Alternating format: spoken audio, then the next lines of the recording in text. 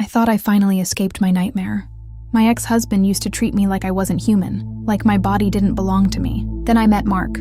Gentle, patient, safe.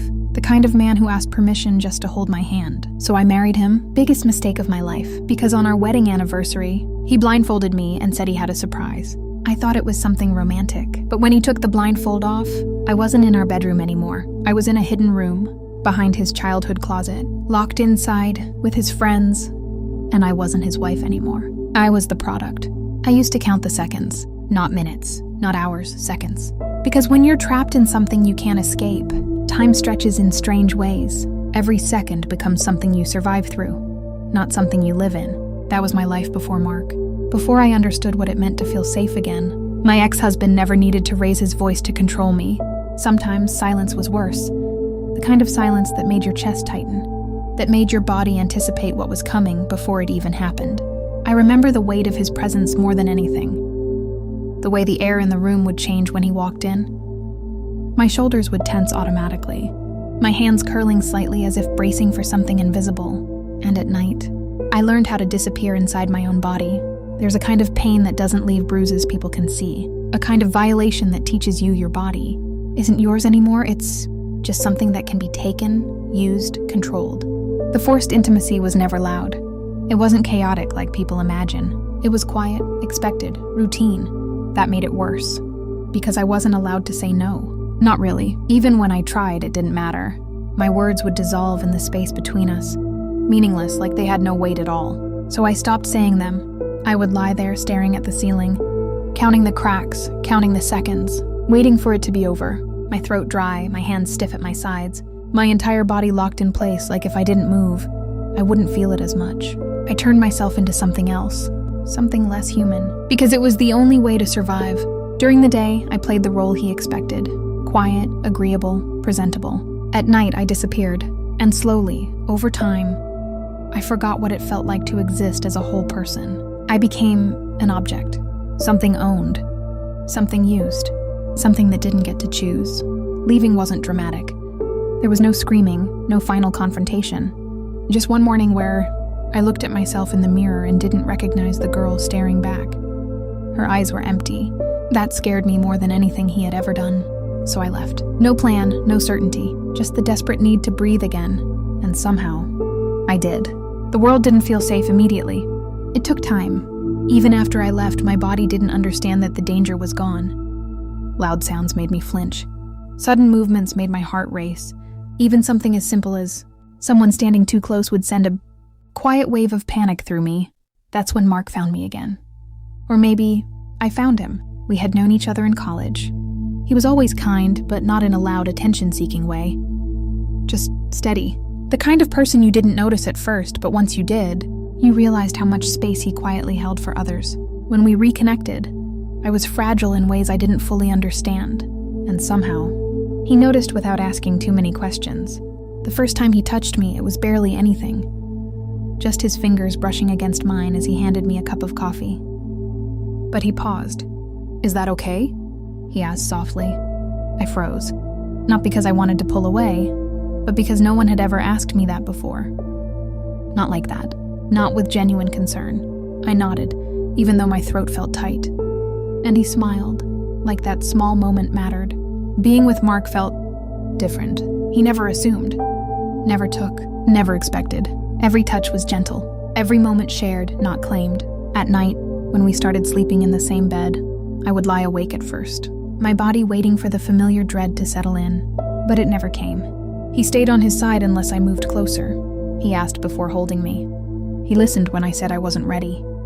And slowly, painfully slowly, my body began to understand something new. This is what safety feels like. I remember the first time I fell asleep next to him without waking up in panic. I didn't even realize it had happened until morning. Sunlight filtered through the curtains, soft and warm, and for a moment, I just lay there, confused. No racing heart, no tension in my chest, no lingering fear, just calm. It felt unreal, like I had stepped into someone else's life. Mark never pushed me to talk about my past, but when I did, he listened. Really listened. Not with pity, but with quiet understanding. "You're safe now," he told me once, his voice low and certain. And I wanted to believe him. No, I did believe him. That's what made everything feel so right when he proposed. There was no pressure in it. No urgency, just a simple question, asked with steady eyes and a calm voice. "Let me take care of you," he said. "The way you deserve." And for the first time in my life, that didn't sound like a threat. It sounded like a promise. So I said yes. We had a small wedding, nothing extravagant, just something simple, intimate, real. I remember standing there looking at him, feeling something I hadn't felt in years. Peace. No fear hiding behind it, no second guessing, just the quiet certainty that I had finally found something good, something safe. Our life together started gently. Mornings filled with small routines, coffee, soft conversations, shared smiles. Sometimes I would catch myself watching him, waiting for something to change, for the mask to slip, but it never did. He stayed the same, consistent, kind, safe. Then one evening he mentioned the house. "My family home," he said, his tone casual but thoughtful. "It's been passed down for generations." I looked up at him, curious. "You've never taken me there." "It's in another city," he explained. "A bit isolated. But it's peaceful, quiet, no distractions." Quiet. That word used to scare me. Now it felt like something I wanted. "A fresh start," he added, his hand resting gently over mine. And that was all it took. Because after everything I had been through, the idea of starting over somewhere new, with him, felt like the final step in leaving my past behind. So we moved. The drive was long. The further we got from the city, the emptier the roads became. Buildings faded into open land, noise replaced by silence. By the time we arrived, the sky was already dimming, painted in soft shades of orange and gray. And then I saw it, the house. It stood tall and imposing, like it had been there long before anything else around it. Grand but aged, beautiful but quiet in a way that felt almost too still. Large windows reflected the fading light. The wooden structure creaked faintly as the wind brushed against it. "It's beautiful," I whispered. And it was, but as I stepped closer, a faint chill ran down my spine. Not fear, just something unfamiliar. Mark opened the door, the hinges letting out a low, drawn-out creak. "Welcome home," he said softly. His voice echoed slightly in the vast space.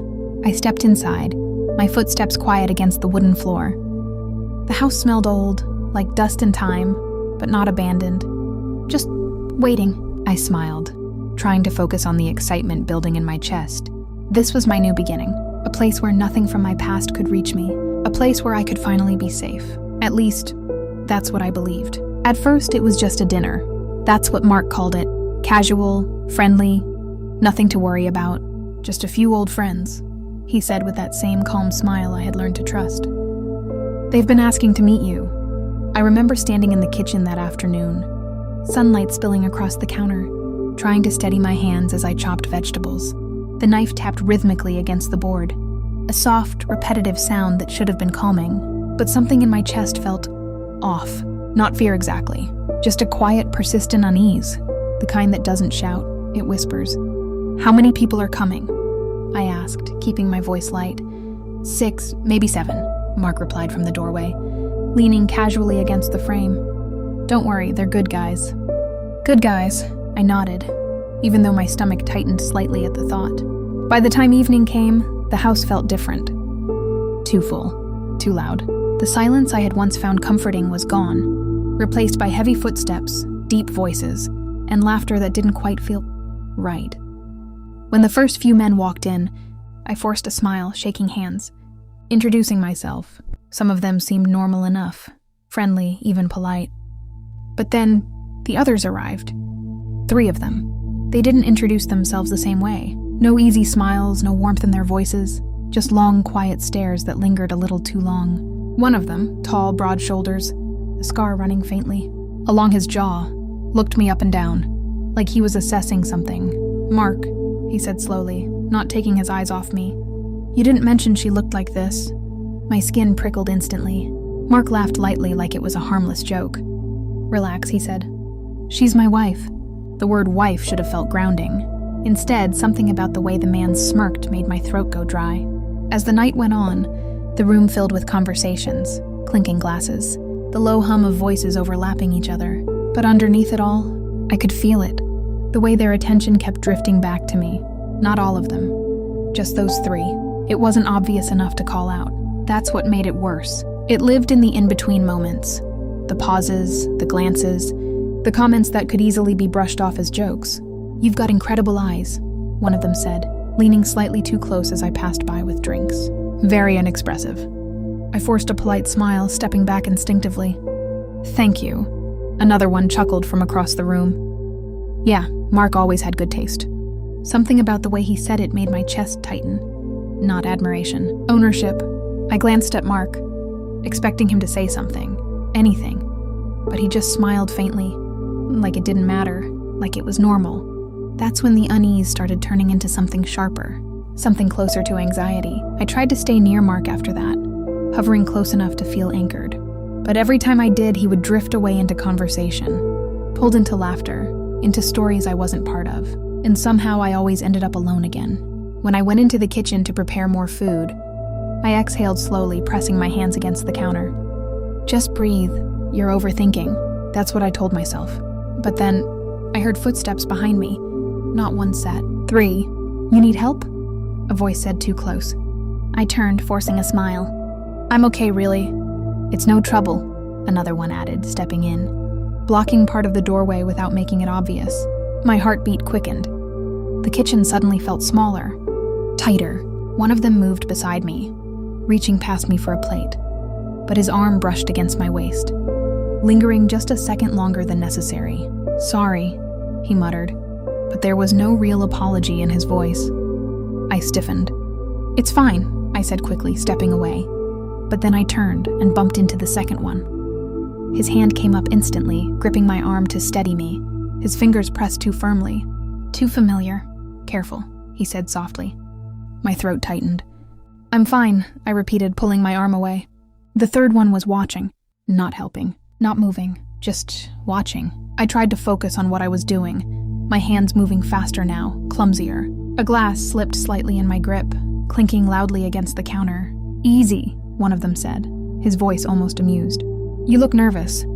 "I'm not," I said too quickly, but my body betrayed me. My shoulders were tense, my breathing shallow. Every small movement felt amplified.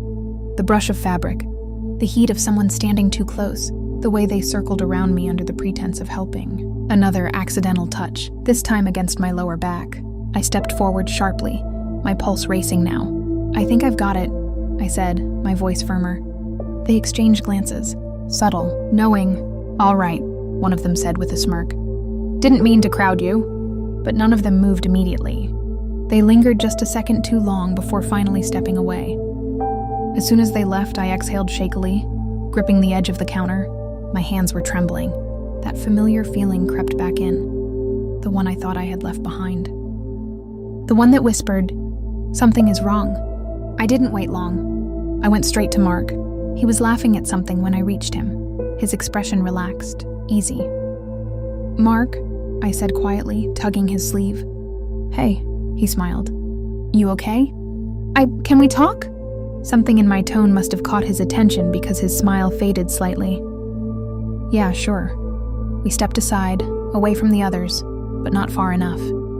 "They're making me uncomfortable," I said, keeping my voice low. His brow furrowed slightly. "Who?" "The 3 guys in the kitchen. They keep..." I hesitated, my throat tightening. "They keep touching me, like... not openly, but enough that it doesn't feel like an accident." For a moment, he just looked at me. Then he exhaled softly.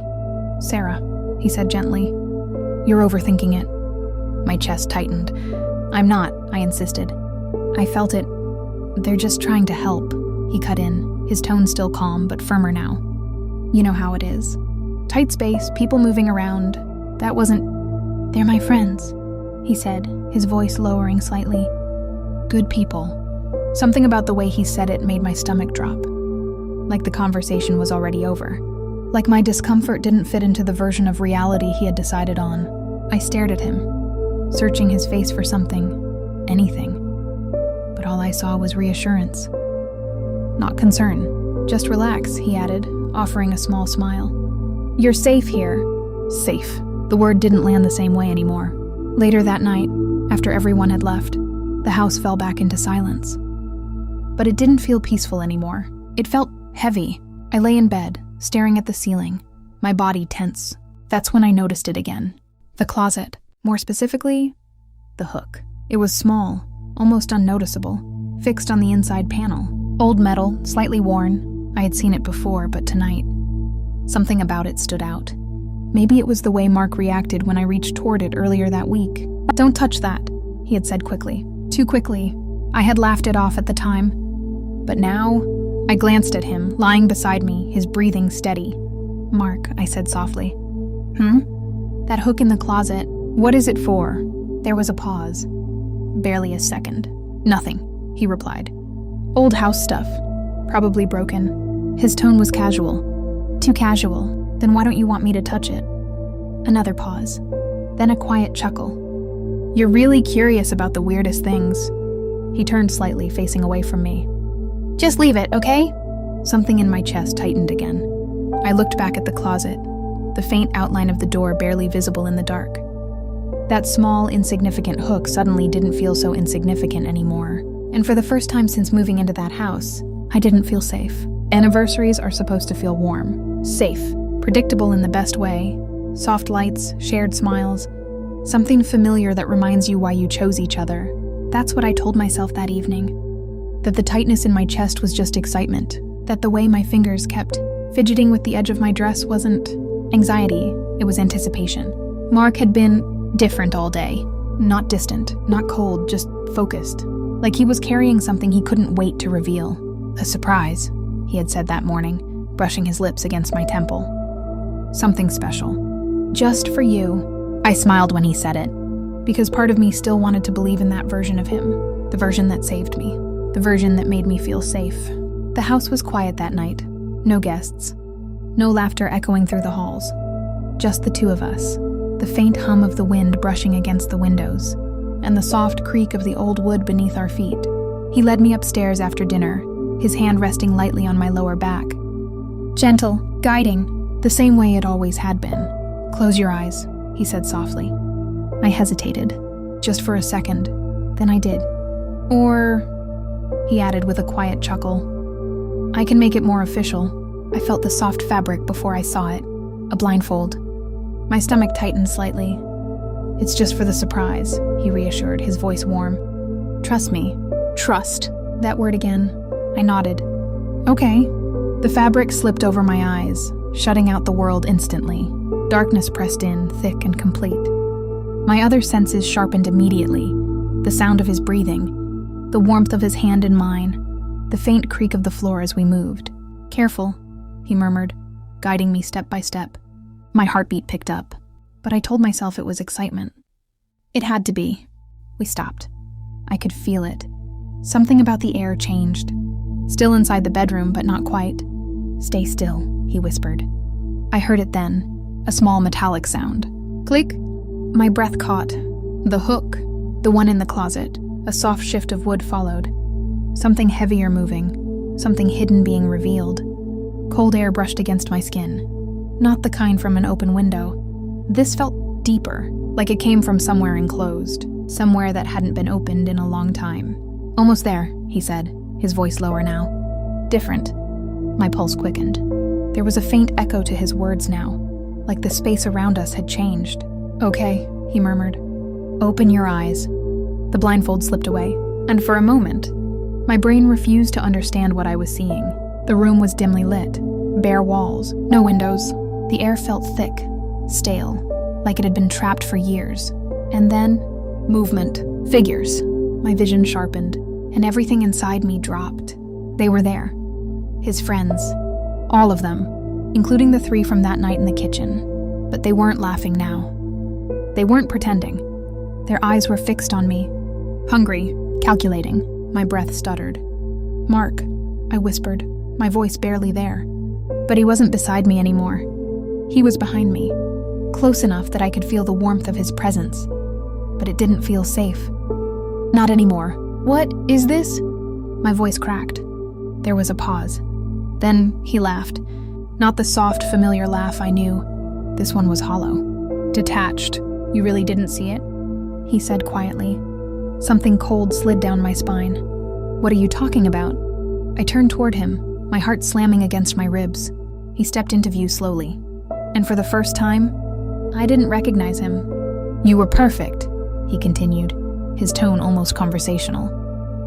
Already broken enough to be manageable, but still presentable. My stomach dropped. "No." I shook my head, stepping back instinctively. "Mark, stop, this isn't funny." "Funny?" He tilted his head slightly, like he was considering the word. "No, Sarah, this is business." The room felt like it was closing in. I glanced past him, and that's when I saw them. The girls. In the far corner, huddled together. Eyes wide, silent, terrified. One of them met my gaze. And in that single moment, I understood everything. The house, the isolation, the friends, the hook. It wasn't a home. It was a trap. "You..." My voice trembled, barely forming the words. "You brought me here for them?" "Not just them," he said calmly. "Others too. You'd be surprised how valuable someone like you is." My chest tightened so hard it hurt. "I'm your wife," I whispered. He smiled. That same soft smile that once made me feel safe. Now it felt like a knife. That's what makes it easier. Something inside me shattered. I took another step back, then another. But the room was too small. They were already moving, slowly. "Closing in?" "No," I said, my voice rising now, panic flooding every inch of me. "Stay back." But they didn't. Their footsteps were quiet, controlled, like this wasn't new to them, like they had done this before. My breathing turned shallow, fast. My hands trembled violently, my pulse roaring in my ears. "Not again. I can't, not again." One of them reached out. I jerked away, stumbling back, my shoulder hitting the wall. "Relax," he muttered, his voice low. That word, it snapped something inside me. No, I wasn't that girl anymore. Adrenaline surged through me, sharp and electric. I shoved forward, pushing past one of them, my hand striking blindly. "Move!" I gasped, my voice breaking. They grabbed at me, but I twisted, slipping free just enough to run. The door, I saw it. Heavy, metal, locked. My fingers fumbled at the handle, my heart pounding so hard it felt like it would burst. "Get her!" Someone shouted behind me. Hands brushed against my arm. I yanked away, my nails scraping against metal, searching, desperate. Then I felt it. The latch. Different from the outside, the secondary lock. My hands shook violently as I twisted it. Come on, come on!" The door didn't budge. A hand grabbed my wrist. I screamed, pulling back with everything I had left. And then, click. The door gave. Cold air rushed in. I didn't think. I ran, barefoot against the cold ground, the night air slamming into me, my lungs burning as I forced myself forward. Behind me, I could hear them, shouting, moving, but I didn't stop. I couldn't. Branches scratched against my skin, my breath coming in ragged gasps, my vision blurring with tears. Run! Just run! My heart pounded wildly, every step fueled by pure survival. I didn't know where I was going. I didn't care. All I knew was I had to get away, because if they caught me again, I wouldn't get a second chance.